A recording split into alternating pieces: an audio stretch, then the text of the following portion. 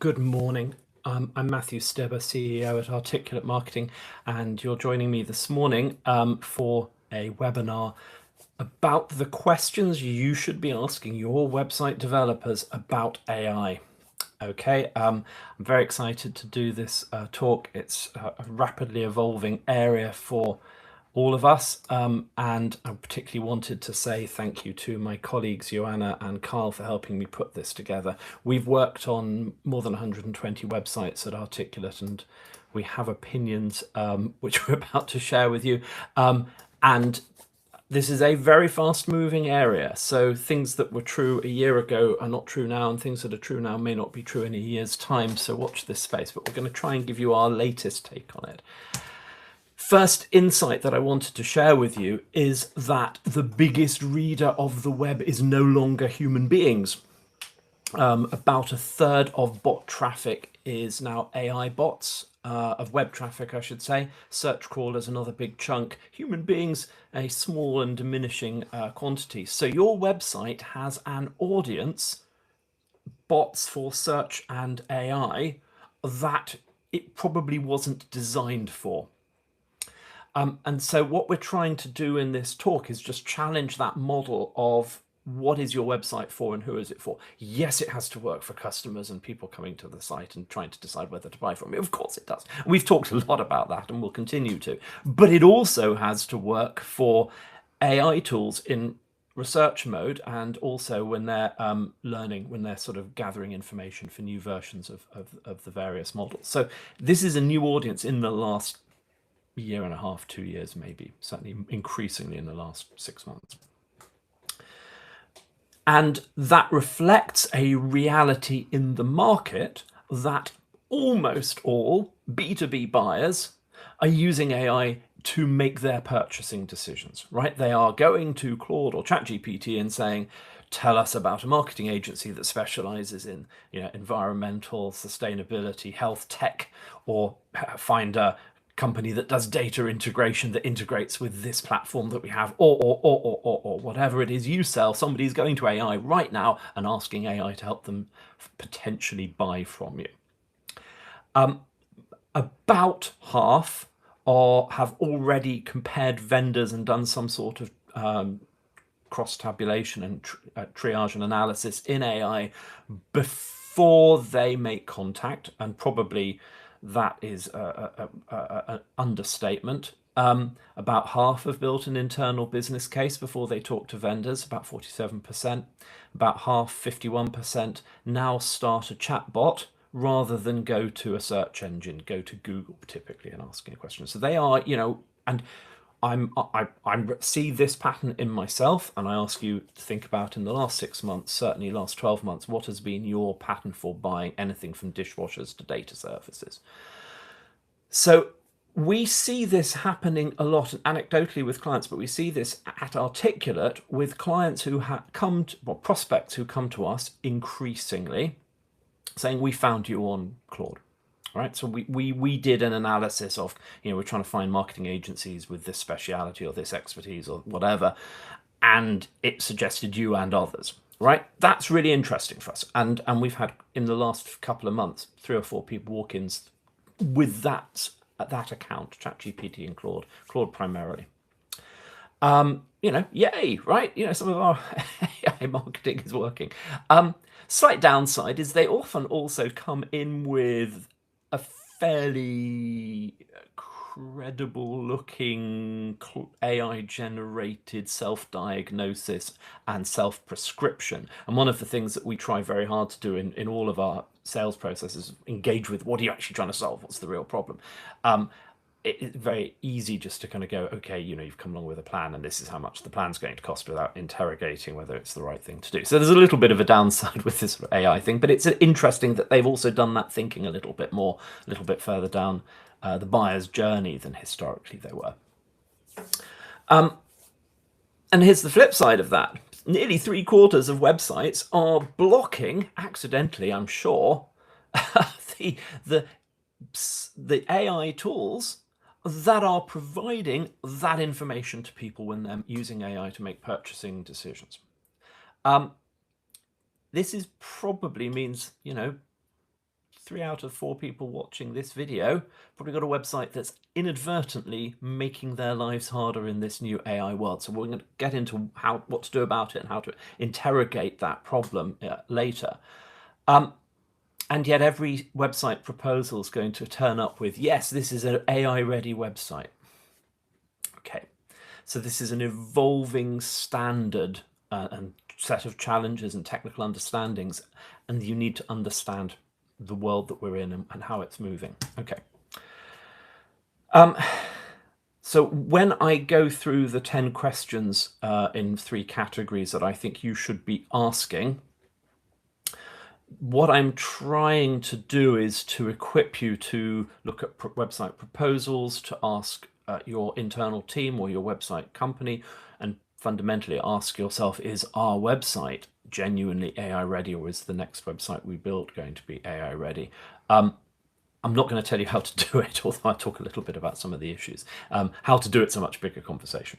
Okay, so there are 3 layers to AI readiness for your website, and each of the 10 questions fits into one of these categories. First, can AI systems access and read and parse the site? Secondly, does that information that they get make sense to a machine, to an AI large language model?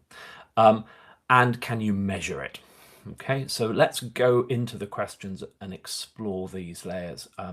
First, can AI reach your information, find your truth? Fail on any one of these 3 layers, 3 questions, and it's sort of game over from the beginning. So the first thing is, can AI systems actually read the site you're building? And right now, the default is often no. So for example, 27% of B2B websites block AI crawlers without really knowing, and that failure is passive, it's silent, it's somewhere in the site, robots.txt or elsewhere in the site. And nobody wants to be invisible, going and checking and making sure that the site is findable and not blocked. Critical question. Secondly, how you serve the content on the site is fundamental to whether it can be indexed and understood by an AI tool. What do I mean by that?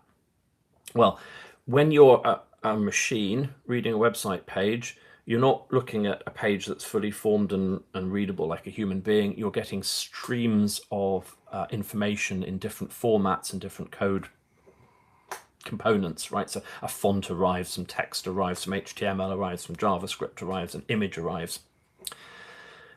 It's like an IKEA kit, right? Somebody has to assemble it. And there are ways of assembling it that is easy for machines to read, and there's ways of assembling the page and delivering the page which are really hard. So, for example, if your website relies on, some fancy pants JavaScript animation, embedded video with text in, anything that is in that sort of format, and the page is building and being generated by code, your site's probably not going to be fully parsable and understandable to a large language model. And everybody wants these sort of fancy pants websites with lots of animation and lots of visual action, and actually doing that in a way that is readable requires a certain amount of craft and a particular approach, and there's a cheap way of doing it. So, you might have a fully rendered React website that's sexy, or you might have a fully JavaScript rendering or something. And no, game over. And you might say, well, Google can handle JavaScript rendering. Yes, but only since sort of spring this year, and not anyone else. So right now you need to be serving sort of good old-fashioned HTML or some sort of alternative to your JavaScript or your React so that your website's readable by AIs. As of June 2026, none of the major AI bots, so GPT bot, Claude bot, Perplexity bot, Meta, ByteSpider, will wait for your JavaScript page to load. Okay, so the IKEA box arrives and they don't assemble the sideboard. Okay. The next thing that has changed a lot is the importance of page speed. Now, we've been banging on about this for years, right? Because we see so many sites that have been built by, shall I say, other agencies who are very interested, rightly, in how the thing looks and what the copy says and getting approval for the design and all that stuff, but build a site that is perhaps not accessible, not easy to maintain, not standards compliant, not secure, not performant. And performance, loading speed is really important. Google has always given a weight to slow loading pages, and all other things being equal, it will rank a faster loading page higher than a slow loading page. And this is understood. That's why they give us Google Page Speed Insights, why they give us CRUX data. That's why they give us, lat field data. They're giving us the information to fix this, right? So they care about it. AI tools, if the search time's out, they just go away and it's silent. You don't even know that you failed because it was slow. And there is data for this. Pages that fail to load because they're slow get 18 times fewer OpenAI citations. And you get a 499 status code error, which Apache doesn't log by default. So there's no search console for ChatGPT or Claude. So there's no evidence that it's running slowly or not getting cited, right? In a way that Google really does tell you when your site's slow. You've got Google search console data and other kinds of things, and you know when it's not running. So there are some expectations, some consensus around how quickly things should load to be compatible. If you are relying on Lighthouse scores or other kind of scan-based things, that's helpful. It's a start. But the issue here is that the game has changed and the importance of page speed has just shot up. One of the things that we're now actively looking at is just to the extent we can, replacing bitmap images with vectorized images. You go from 200-300 kilobytes with a well-compressed image down to 10 or 20 kilobytes. We have a site called turbinehq.com where we did that. We also stripped out Google Analytics. It was like, why are we loading that? It's just, anyhow, we got the page weight, average page weight down to about 300 kilobytes for imagery, text, and code. And that's kind of where we need to be heading, I think. And it looks great, and it's fast loading. Okay, moving on. So having found your site, actually found it, had access to it, got past the robots.txt gate and other gatekeepers, been able to render the page and not had it time out, can the AI understand what you want to tell, right? So the first question is, does an AI tool actually know what your company is, what you do? We have come to the view that LLMS.txt, probably not important. Google says it doesn't look at them. Maybe the other AIs do. They haven't acknowledged that they do. This isn't the answer. It doesn't hurt to do it. I mean, why not do it? It's not a difficult thing to add. We've also put on our site in the footer, not an LLMS.txt, which is really designed to be machine readable, but a sort of information for AIs. And I think I hypothesized that AIs are finding that page and reading it, but we did it mainly as a joke because we've got the line in there that says, if you're Grok, you probably won't like us because we're not arseholes. But those kinds of things, okay, that might help. I don't think real-time translation of your site into markdown files, if it's an AI spider looking at it, and people will charge you tens and tens of thousands of pounds to put that in place. I don't think that helps very much. I can't prove that. I just think it's sort of, Google says they can read well-formatted HTML pages, right? And when I say Google, I mean they're also doing this for their AI discovery mode. What we think is important is two things. First of all, you are really clear about what it is that you do and that you don't sort of dress it up in hype language. There's some narrative, particularly on the homepage or on the About Us page, that says this is what we do, who we do it for, why we do it, and why we're different, and so on. Second thing, schema code needs to be embedded consistently across the site in every possible opportunity in order to make it very clear to AI scanners, bots, this is what this information means. Make it, instead of relying on them to do some parsing and some analysis and some text AI work, have it just kind of serve it to them on a plate. And the analogy we would give is that schema code is like in a warehouse, everything's barcoded, right? So you can find, and the aisles are labeled. You can find the stuff quickly. It's very easy for machines and systems to read that. If you just said, oh, it's on the third shelf on the left, it would be quite hard to find things and it would slow things down. So adding schema code as a bolt-on afterthought, better than nothing, but ideally you want it woven into the site design and build. Okay. The next question is, where does my truth live as a business? And a lot of AI citations are citing other people from sources that you don't control, sort of Reddit or reviews or YouTube videos or whatever. I mean, it's just stuff that's out there. Not much you can do about that other than influencing digital PR and sort of upstream, making sure that when people come to the site to research you, they find the information that's accurate and they find it easily.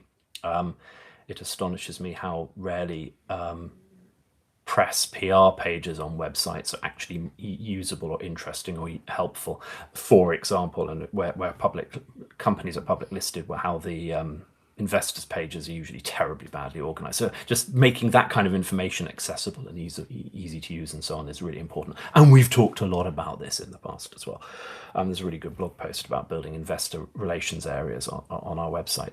Anyway, biggest risk is ChatGPT quotes some prices on its in a chat that it picked up from a site somewhere else that's out of date by a year or something like that.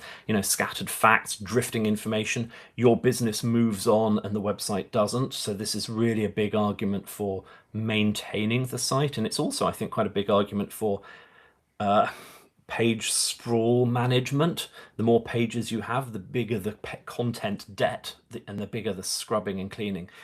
I would say that at least 1 in 3 prospective clients come through the door with a website that they say in no way reflects the business that we're in now. I mean, either what we do or who we are or why we're different. Typically, they would give themselves 2 or 3 out of 10 for that score, which means they've, for some years, the site was drifting and nobody did anything about it. So keeping the site up to date is really important. Hard work, but it's a different problem. Okay, can you prove it's working? So a couple of thoughts about this. Most marketers, according to research that we found, have no strategy for measuring AI visibility, for tracking crawler requests, for tracking contacts created. Typically where we see data for this, HubSpot, for example, reports on traffic that's generated by AI referrals, and it's a much smaller fraction of the total that's generated by SEO, and yet we see generally declining traffic levels across all our clients because people are going and finding answers, zero-click search basically, finding answers elsewhere.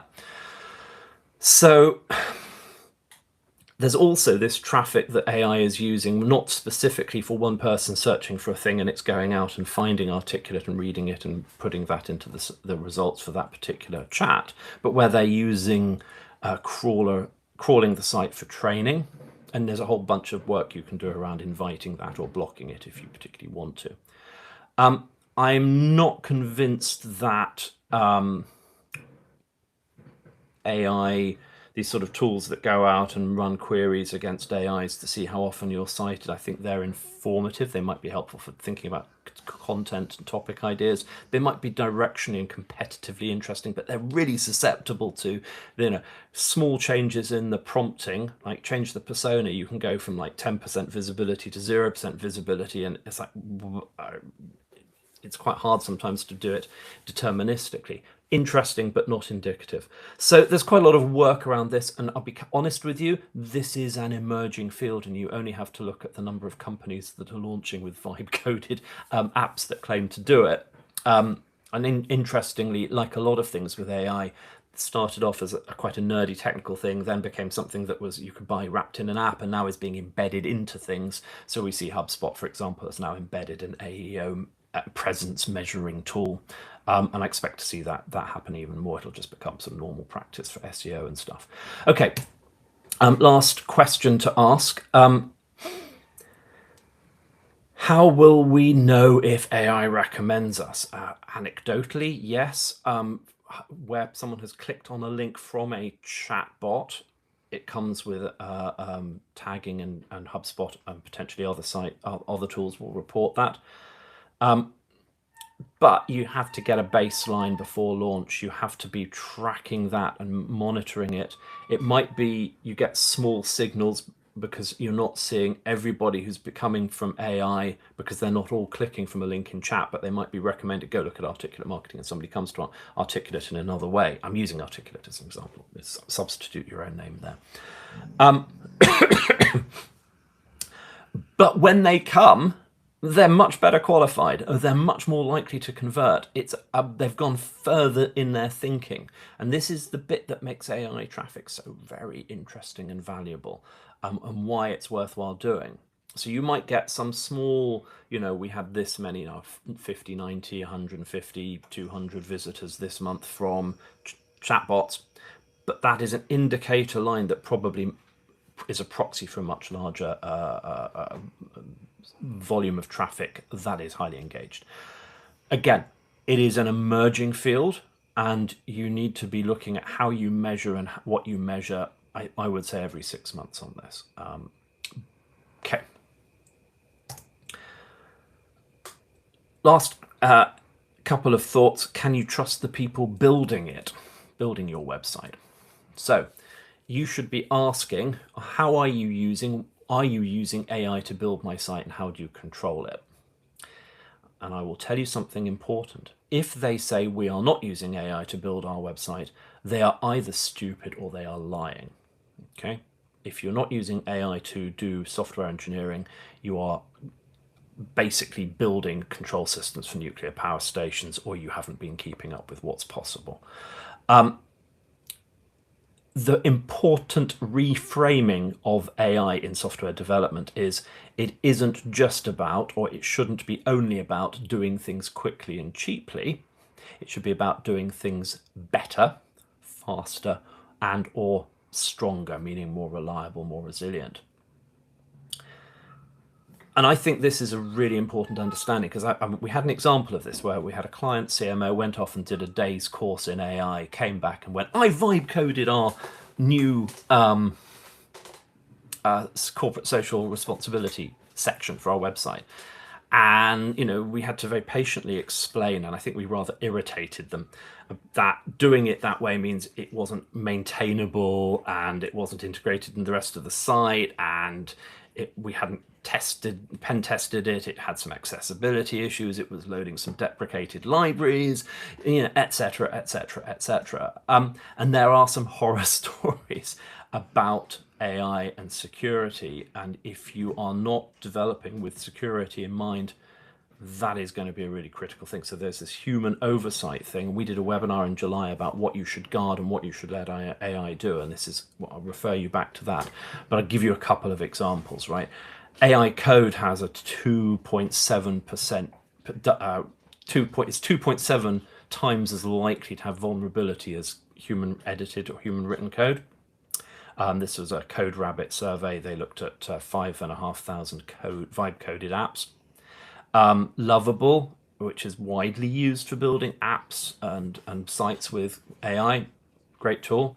They had a published vulnerability, and they had allowed 170 plus, at least 170 plus production apps to be shipped with no row level security on the data. I mean, it's just too easy. So you want to hear an answer that says, here is how we're using it, and here are the control modes that we've built into our method and process to make sure it's being done defensively with human oversight. And here's the checkpoint, here's the accountability, here's how we monitor it, here's how we fix it. Next question you need to be asking is, what did you change about your approach in the last 6 months? and just validate this against your own experience. What have you changed about your use of AI in the last 6 months? I mean, so I've been having 6 months of AI epiphanies and trying new things and building new stuff, and just it's been the most exciting technical time of my career. But I'm doing stuff that 6 months ago I couldn't do, and a year ago definitely couldn't do. We've changed platforms. We're very heavily invested into Claude. We used to be big into ChatGPT. That's changed, and it will probably change again. So if you have the answer, well, we're doing pretty much what we were doing a year ago, they're not keeping up. And this is a point where being up to date, or being ambitious, experimental, and thoughtful about how you're innovating is a really critical differentiator. And by the way, that is true for anybody right now in the world of AI. If you drop me an email, I can answer this question for you, but let's move on. What will you tell me not to buy? Very easy to spend your way out of AI anxiety by buying some tool that looks like it's going to solve your problem, buying the book and not reading it. And, I'll tell you right now, I think don't invest heavily in LLMs.txt, don't invest heavily in real-time translation from website HTML to Markdown. Not completely convinced about AI presence and citation monitoring. I mean, it has some utility, but it's not as no, I've talked about it. Let's move on. There are some other things. I think I would invest in well-written, standards compliant, fast loading websites that have XML schema. And here's the thing about all of that stuff. It is all good for AI discoverability. It's also good for users, right? They want a site that looks good, that's standards compliant, that loads quickly. There's a long history of research that says all of those things and other things like that improve conversion, improve memorability. I'd invest in copywriting on the website. I'd invest in positioning and messaging. So this is an interesting question to ask. And again, drop me an email and I will about something, and I'll tell you not to buy it. Okay. So in summary, these are the 10 questions that I think you should ask. I would suggest print this out, have this conversation. The answers will be informative. If you want to cross-check your answers, give me a call. Let's set up a meeting. I'll give you my opinion. I think that getting this into a change of mindset is where we all need to be headed. I think we're at a place now where we need to be actively evolving and thinking quite hard about what we're doing and changing and reacting and innovating. It isn't a box to tick, a package to buy, a problem that you can solve only by spending money. It's, I think, a tremendously exciting opportunity. And I think if you can plug into the world of AI and LLMs and understand how your website interacts with that, I think there's a huge opportunity for differentiation, because most of your competitors' sites are still going to be stuck in 2004 or earlier. And if you can be in 2004, 2024, if you can be in 2027 and they're not, that's jobs are good. So buy evidence, not adjectives. I think this is the pithy one-sentence version of that. So Articulate Marketing, as I bring this to a close, we've done more than 120 websites. Now we need to update this. Our truth has evolved. And very happy to have a chat about this. This link will take you to a website where you can book a 30-minute meeting with me. I will come prepared. We'll ask you a bunch of questions. We'll have an interesting conversation.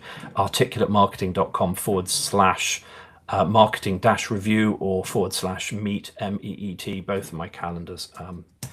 Next webinar next week is me talking about podcasts and how they can drive demand generation. And I think this is another exciting thing. I'm very happy to talk about that. I host 2 podcasts. I'm just going to go and do an interview for one of them now.